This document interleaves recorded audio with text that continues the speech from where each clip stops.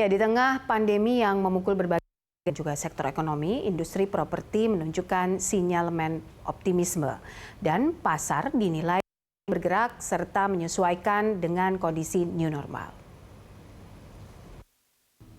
Pelaku industri properti nampaknya cukup optimistis atas geliat di sektor ini. Apindo menargetkan industri properti bisa tumbuh 20% hingga 30% di akhir semester 2 jika dibandingkan semester pertama. Proyeksi ini merupakan bentuk optimisme atas respon pasar industri properti yang mulai bergerak di masa new normal. Agar makin bergerak, pelaku industri properti menyebut bahwa masih membutuhkan bantuan pemerintah untuk mempertahankan cash flow dan kinerja. Asosiasi Pengembang Perumahan dan Permukiman Seluruh Indonesia atau APERSI menyebut bahwa keberlangsungan bisnis properti butuh dukungan dari seluruh pihak, termasuk masalah penambahan kuota rumah subsidi. Para pengembang perumahan meminta adanya sinergi antara regulator dan eksekutor. Senada, Real Estate Indonesia meminta agar ada kemudahan proses KPR pandemi, terutama dari pihak-pihak ketiga seperti kantor pertanahan, notaris, dan pihak perpajakan. Ya, industri properti memberikan dampak berganda pada perekonomian pemirsa dan sektor tidak hanya banyak sekali lapangan kerja namun juga terkait dengan upaya untuk mengurangi backlog di Indonesia. Lalu bagaimana bisnis properti saat pandemi ini dan mampu seperti unjuk gigi di kala banyak industri lain yang terkoreksi. Kita akan membahasnya bersama Ketua Umum DPP Asosiasi Pengembang Perumahan dan juga Pemukiman Seluruh Indonesia, Junaidi Abdillah, dan juga Direktur Research Core Indonesia, Peter Abdullah Rejalam, yang sudah bergabung bersama kami melalui telekonferensi. Saya sapa dulu kedua narasumber saya, Pak Peter, terima kasih sudah bergabung, dan juga Pak Junaidi, sore, terima kasih sudah bergabung bersama kami dalam Hot Ekonomi. Baik, mungkin saya sebelum ke Pak Peter untuk menanyakan bagaimana Pak Peter soal bisnis properti di Indonesia. Apa kabar bisnis properti kita? Kalau Pak Junaidi pasti tahu keadaan ini di lapangan seperti apa. Ya Mbak, bisnis properti sebenarnya sebelum sudah mengalami penurunan. Tahu bisnis properti sangat terkait dengan kondisi perekonomian kita. Dan kondisi perekonomian kita atau bergantung kepada perkembangan harga komoditasnya. Sejak 5 tahun terakhir ini harga komoditas terus turun, menyebabkan perekonomian kita tidak bisa tumbuh secara maksimal. Pertumbuhan ekonomi kita terus melambat, ya, walaupun masih di kisaran 5% tapi melambat. Dan ini tentunya berdampak kepada bisnis properti, ya. Dan kalau kita lihat ya perkembangannya walaupun tidak terlalu dalam mengalami penurunan. Nah, di tengah kondisi wabah COVID sekarang ini sebenarnya bisnis properti mendapat tantangan yang luar biasa besar. Ya. Tetapi kalau kita lihat datanya justru menunjukkan kondisi yang cukup menggembirakan. Ya. Beberapa KPR, ya, KPR itu masih yang masih cukup baik.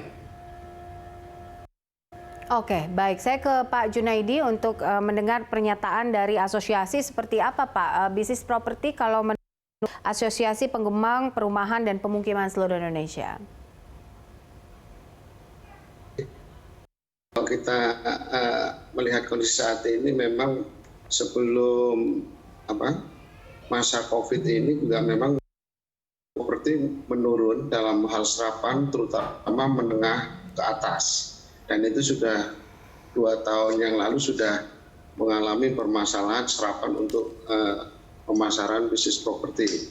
Nah, harapannya adalah untuk properti yang menengah ke bawah, artinya yang cenderung kepada masyarakat MDR. Nah, permasalahan setelah COVID ini semakin terdampak, semakin dalam. Nah, permasalahan saat ini adalah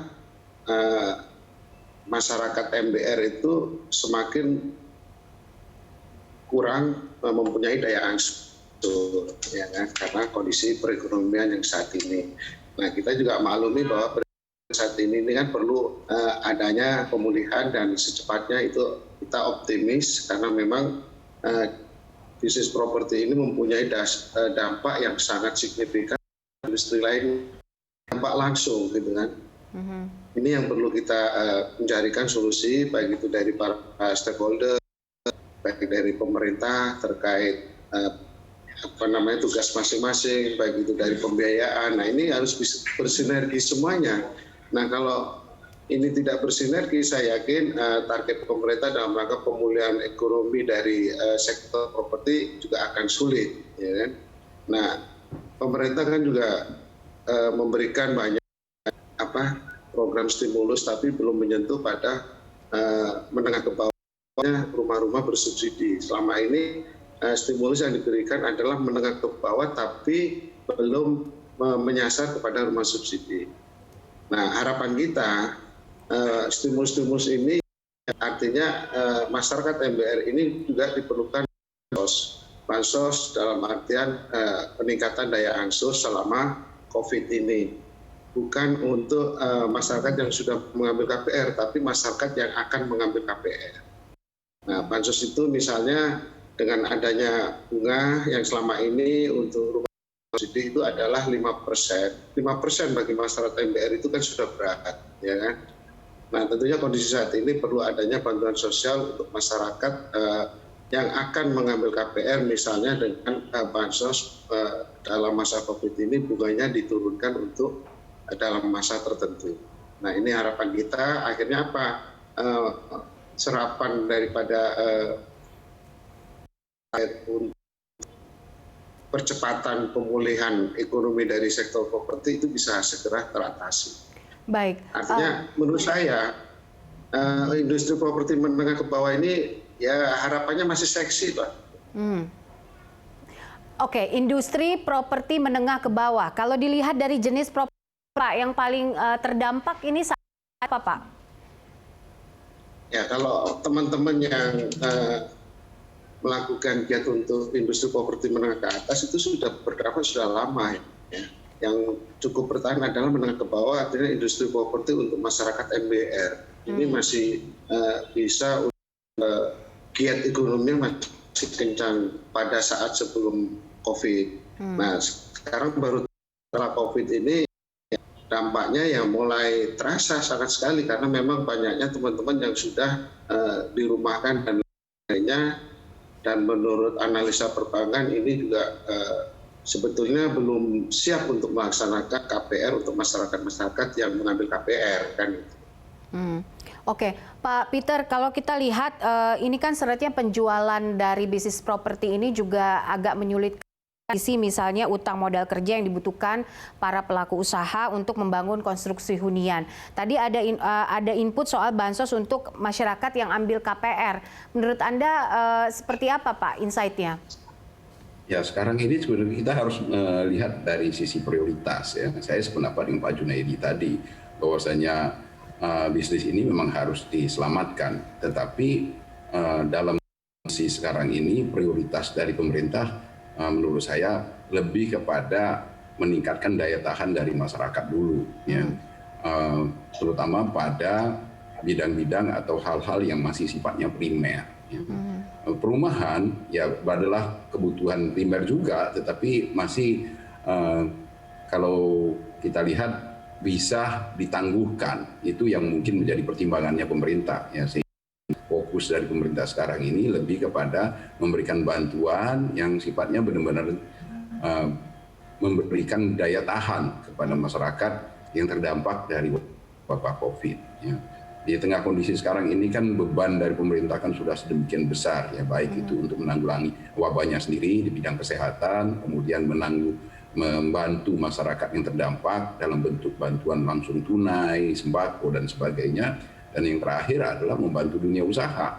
Nah, oleh karena itu kita sangat sulit untuk mengharapkan akan bisa turun memenuhi apa yang disampaikan oleh Mbak Popi tadi, ya, memberikan bantuan modal kerja ya untuk pelaku di industri properti ini. Oke, Pak Peter, tapi kalau kita bicara soal properti kan real estate misalnya, ini kan berdampak kepada banyak sekali lini dan juga sektor. Salah satunya adalah penyediaan lapangan kerja. Nah, ini seperti apa, Pak?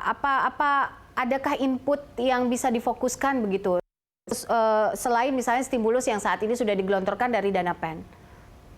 Iya, memang kita tahu bahwasanya industri rumahan ini atau real estate, yang properti ini, kalau kita lihat secara integrasi vertikal horizontalnya itu sangat luas. Ya. Dia mempengaruhi banyak dunia usaha, jenis usaha lainnya, ya, yang mempengaruhi juga penyerapan tenaga kerja. Ya. Dari hulu ke hilir dia berdampak sangat luas, ya, industri properti. Tetapi yang seperti saya sebutkan tadi, permasalahannya sekarang adalah permasalahan prioritas, ya. Di tengah kondisi wabah saat ini, ya, kemampuan dari pemerintah untuk membantu itu ada batasnya. Ya.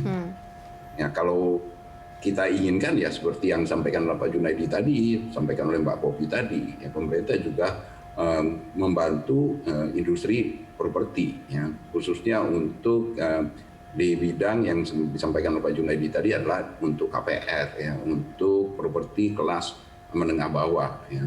Kalau menengah atas sebenarnya ya mereka bukan masalah daya beli, mereka sebenarnya utamanya dikarenakan memang kondisi yang saya sebutkan di awal, kondisi harga komoditas yang turun, sehingga ya permintaan untuk properti kelas atas, yang menengah atas itu mengikuti menurun.